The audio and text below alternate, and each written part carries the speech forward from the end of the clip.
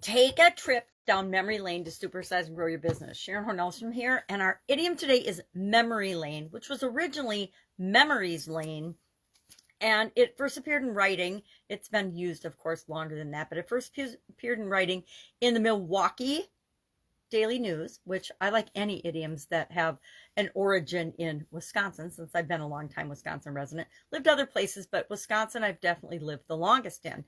And in October of 1876, it appeared in the journal advertising a piece of music.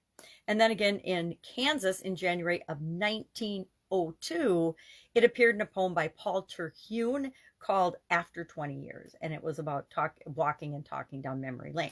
What does this mean? It means, of course, that there's this imaginary, idyllic place that we can visit, only in our minds usually, where we can go on sentimental journeys into the past and relive and remember past memories, right? We go on this idyllic walk down memory lane.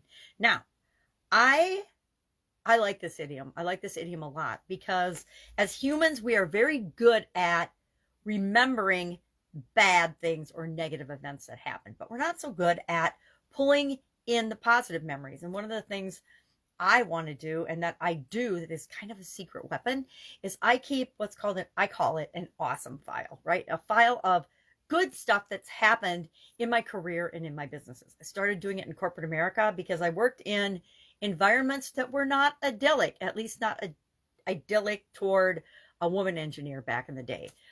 Been around a long time, spent over a quarter century in corporate America, and had experiences that would be considered mind-blowing to many of us, but survived them all.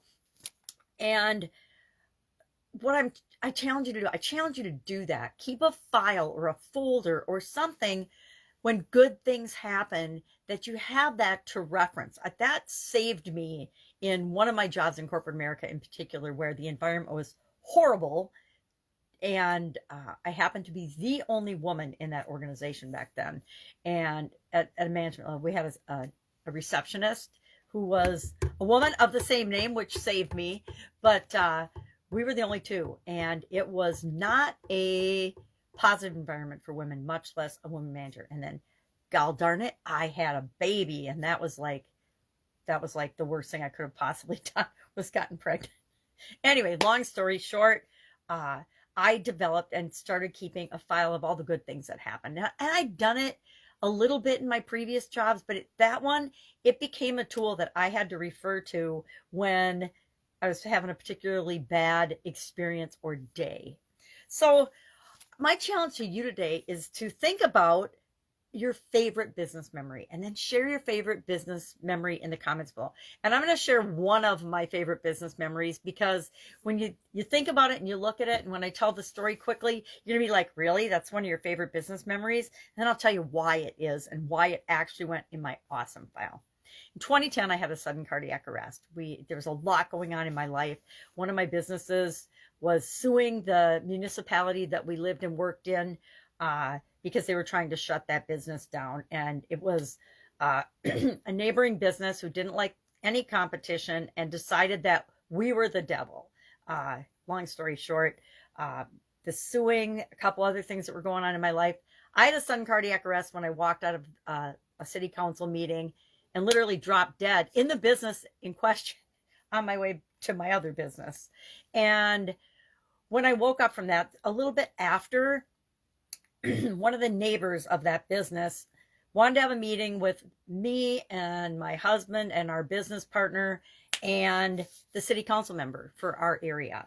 And so it was like the first meeting that I agreed to go to that didn't have something to do with my businesses personally. I mean, it did, but didn't. And I agreed to go to this. So I go to this meeting. Basically, this woman, who shall remain nameless, and her husband decided that we should build a barrier wall between they had a home downtown, and our business. And listened for about 20 minutes. And then I looked at my city council member. I looked at my now ex-husband and my partner. I just gave them a look and I walked out of this meeting.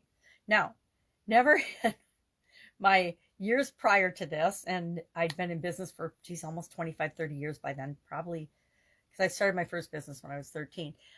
I never really walked out of a meeting without saying anything.